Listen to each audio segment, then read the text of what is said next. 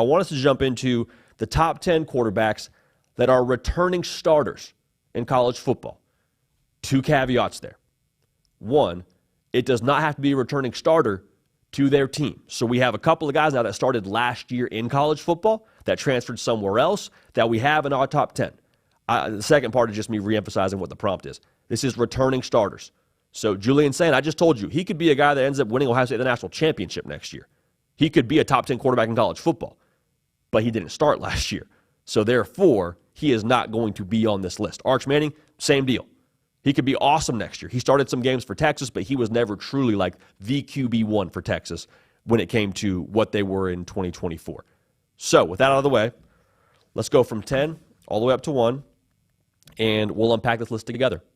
Make sure you're subscribed if you haven't already. College football, nothing but college football all year round. At number 10, SMU's Kevin Jennings. And this dude, man, he's too good to not be in the top 10.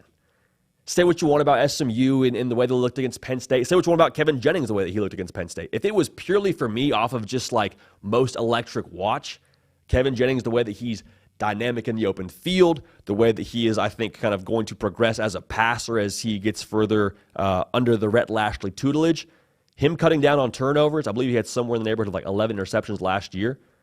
If he cuts down on those and continues to, like what I just said, evolve as a downfield thrower and just takes another level up in the SMU offense under Rhett Lashley, again, like Kevin Jennings, SMU might be right back in the playoff, and we could be talking about SMU being a 2-time playoff appearance. Kevin Jennings at number 10. At number 9, we'll get some pushback. It's more than fun. Whenever you make a list, you're wrong already. At number 9, I got Nico Iamaleava, Tennessee quarterback. Now, this is me. I hate the stock analogy. Y'all know that. This is me holding my Nico Iamaleava stock. And the tough part with Nico, when you try to make sense of what he is as a quarterback and what he is, in 2025, the expectations for him coming into 2024 was he was going to light the world on fire. Tennessee would score 40, 45 a game. He was going to win the Heisman Trophy. Like all of this just hype for my guy. And for anybody, that's impossible to live up to, much less as a first-year starter in the toughest conference in all of college football, right up there with the Big Ten. So for Nico, I think the thing with him is he still had a really good year. Like, did he win the Heisman Trophy? No, but Tennessee made the playoff. I think if you're looking at what he did in terms of like situationally making plays, the game against Alabama is one you point to and say he grew up in a massive way. Like Nico Iamaleava last year, with what Tennessee had around him defensively, he was good enough. Now, offensively, I wonder if maybe he has a little bit more in the tank that receiving core wasn't able to access. I guess we'll never know. For him, I need to see that next step in 2025 to put him higher on this list. But going into 2025, just based on what he did last year, feel pretty confident having him at 9. So Nico Iamaleava for us sitting in at number 9. At number 8, Arizona State's Sam Leavitt. Now, a lot of people got to see him for the first time against Texas in that playoff game. You know who he reminds me of is J.J. McCarthy. Maybe not so much as like an actual like player, but the persona. Like we got the chance to chop it up with him a couple times throughout their playoff run a year ago, and just like confident, swaggy, kind of got an edge to him. To me, that's Sam Leavitt. Sam Leavitt is exactly who I would want my quarterback to be if I were building a quarterback. Good size, mobile, but just like an insane level of competitive juice and, again, the self-belief. Like all those things talking smack during the week heading up to the game against Texas has to back it up. I like Sam Leavitt a lot. And with Jordan Tyson coming back to Arizona State and the trajectory of where Kenny Dillingham has the Sun Devils rolling right now, no Cam Scatterbo, going to have to ask more of Leavitt, but I think Sam Leavitt very quietly had one of the better years in college football last year. I think he set up for a massive 2025. Now, this is one at number 7 that people are going to put him a lot higher on their list based on potential, and that's totally cool. This is not a potential list. If this was about potential, you probably have this guy at number 1 or 2, and you probably have Nico top 3. So with that being our table setter, DJ Lagway from Florida, for me, is at number 9. And before you throw something at your television screen, like this to me was just the first few scenes of a movie. And this is also coming from somebody that has Florida in their preseason way too early top 10. Now, will Florida be top 10 when we roll around to the fall? We'll see. But, like, my point being, we just got a very, very brief snippet of what DJ Lagway is able to be at Florida. And Florida, obviously, under him, took massive strides. The way they finished the year, they were, I think, as exciting as anyone else in all of college football in terms of promise and potential. Like, there's a lot of reason to be fired up in Gainesville because of DJ Lagway. I think he's going to be really good. I keep giving that preface. I also want to make sure I say this, though. Like, we've got a very, very small sample size. This is still really hard. Florida still has a very difficult schedule. It's still the SEC. There's still going to be a learning curve. Do not be surprised if it takes a second for DJ Lagway to be Superman at Florida. Now, he could just throw the cape on from day one and have a full offseason now under his belt, in addition to last year's offseason, I suppose, and maybe he just hits the ground running. But 12 touchdowns, 9 interceptions through the air. I need to see a little bit more before we move him higher. But, again, he definitely deserves to be on this list. We have him at number 7. Number 6, our first transfer. So returning starter to college football, transferring from Washington State to Oklahoma, John Mateer. He might be the most volatile player on this list, in my opinion. Like John Mateer, it wouldn't shock me if he dropped out of this top 10 after next season, or if he was a guy that shot all the way up to like top 3 territory. I think there's that much that we are going to learn about him because he played a G5 schedule. But y'all, you know a Hooper when you see one. Tore it up. Like 44 total touchdowns in the neighborhood of 4,000 total yards, over 800 rushing yards. Like, yeah, I don't care who that's against, man. I think he is the change agent in Norman. I've told you I think he's worth 2 to 3 wins. I think he's exactly what they need right now to kind of revive that offense, give them some new juice, have some mobility to hopefully make up for what you are potentially growing on the offensive line. Also, the fact that he's going over there with his former offensive coordinator, he's going to be the one getting everybody on the same page. He's not hitting campus in Norman. He's learning where all the food spots are. He's not learning the offense. He's teaching the offense. That's massive, and I cannot wait to see what he does next year in the SEC. For us, John Mateer at 6. The hard count was brought to you today by Axia Time. Axia Time, the official timepiece of both the college football playoff and the Heisman Trophy. Axia Time is probably now the best kept secret in college football. Incredible combo of product, quality, and cool designs. No one is doing this right now in the college space. For the college football playoff, Axia has created a series of limited edition timepieces for each of the 12 teams in the college football playoff. You got 2 designs per team and only 100 watches now per design. Go to AxiaTime.com to check out your team's college football playoff timepiece. But listen, y'all, gotta act fast. These are going to sell out. If you're a watch person, you'll see these specs, quickly realize great value that you're getting. If you're not a watch person, do your homework. You'd figure out this is a great deal when it comes to these watches. So check them out at AxiaTime.com.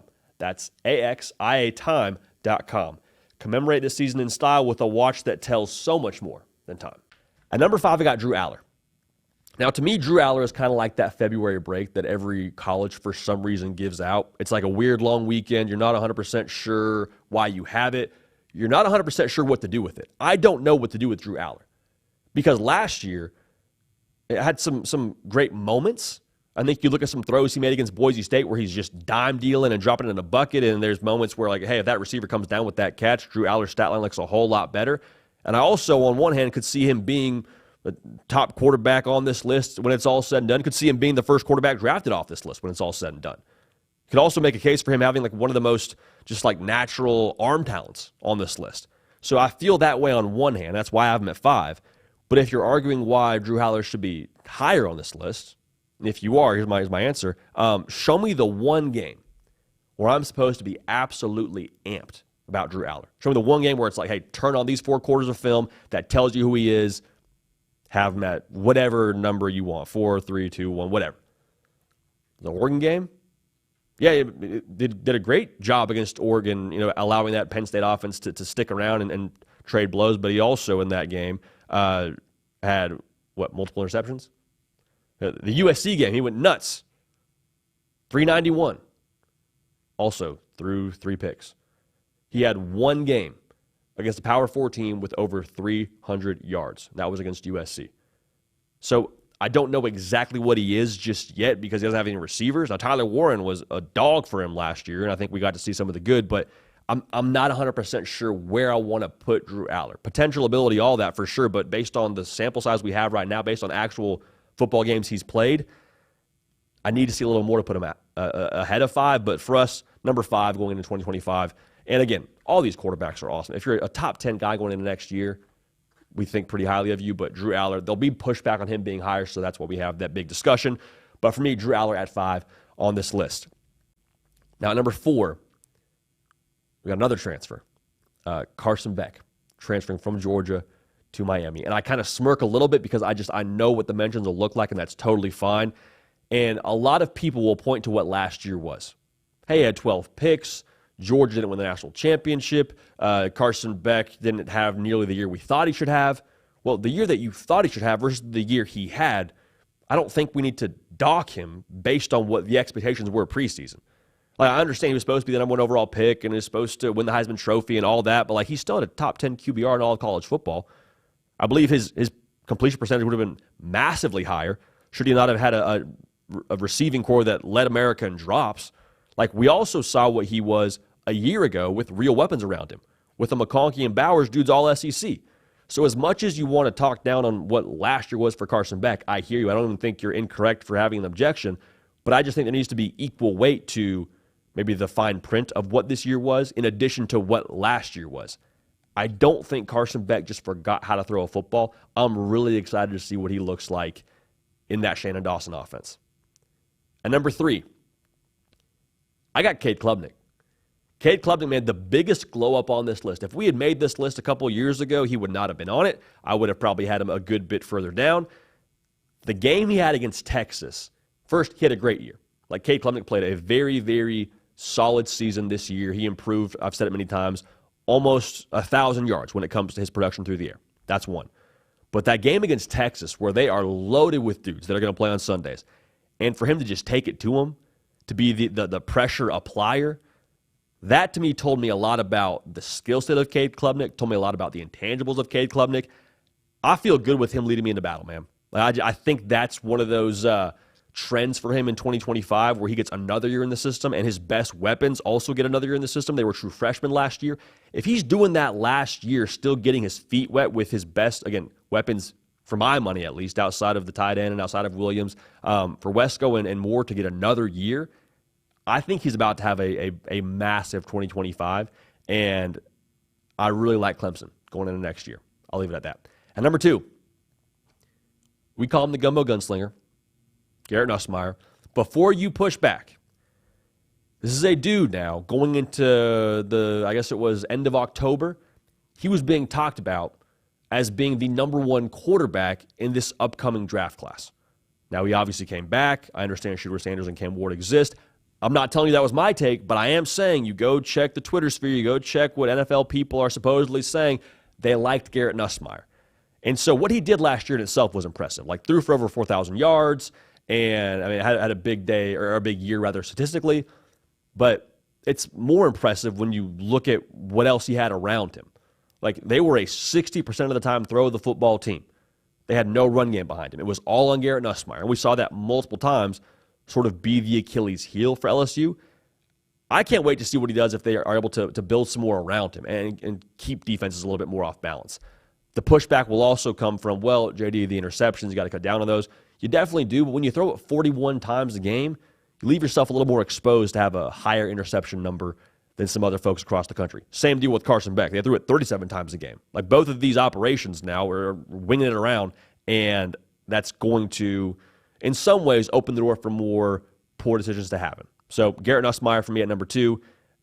I really, really can't wait to see what he does if they get some more around him in the run game. And number 1, I've said this before, but I'll say it again. If you were drafting quarterbacks that are returning to college football, Lenora Sellers from South Carolina is my number 1 pick. Hear me clearly. This dude is not Cam Newton. He gets comped to Cam Newton a lot, but he is the closest thing when it comes to physical giftings that we've seen since Cam Newton. And y'all, that sounds hyperbolic. I really don't think it's that much of a stretch. Now, does he end up having a Cam Newton kind of season next year where he goes and wins the Heisman Trophy? I don't know, but I think it's possible. I think he's that good. I think when you watch him on Saturdays and you're sitting down at home watching the broadcast, you have a certain, I think, sense when he drops back and gets a rush. The play never feels dead for Lenora Sellers.